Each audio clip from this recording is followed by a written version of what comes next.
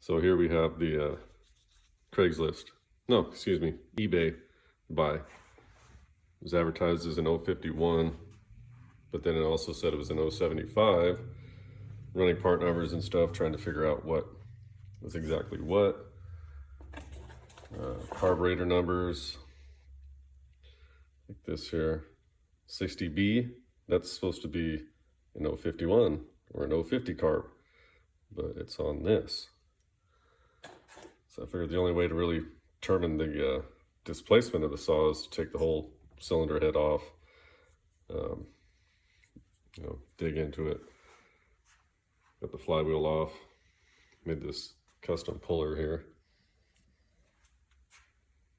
Thread it into this part. Pop that off. Clutch came off without any trouble. Ignition coil, pretty sure that's bad. You have to replace that. But anyways, I took the carb off and I'm ready to get this spacer off. I was wondering if anybody's been into it, and I pull it off. Somebody's been in here. You can see all the scratch marks. See this here, like somebody's cleaned the gasket surface before. So it kind of makes me wonder the history on this saw. Who's owned it? What have they done to it? You know, where's it been? Where's the piston? Looks good. Yeah, there's some crud in there. I'm not really worried about that. I know it's got the decompression valve. It's got the head studs. So let me get the cylinder off this. Crack the case open. You know, complete disassembly of this saw and see what we got. Oh yeah, and I found this. Yeah. Stihl gray. I guess it's hard to find. I don't know. There's a bunch of it at the local store. Maybe I'm wrong. I don't know. I did internet searches, so probably can go back down to Stein's. I think they got 3 or 4 more cans.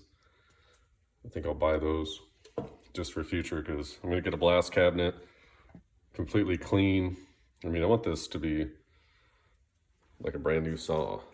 And it's pretty cool because with the Stihl, they're like a Chevy. You can get all the parts you need for them. Can just, online, some stuff's hard to find. Like this, I found one of these, the recoil assembly. I mean, I'm not gonna run a saw with a tank that looks like that. But what I can do with this is sandblast it, bead blast it, clean it up, and use it on the other saw, this here too. So, figure those 2 parts will fit. Let's go over here. They'll fit on this, the 051. I can put that tank on there. Yeah, it's a little chainsaw collection I got going on here. Also, upgraded the light. Usually I use this for starting seeds, but I wanted some extra lumens when I'm working. It's kind of nice. Anyways, stay tuned.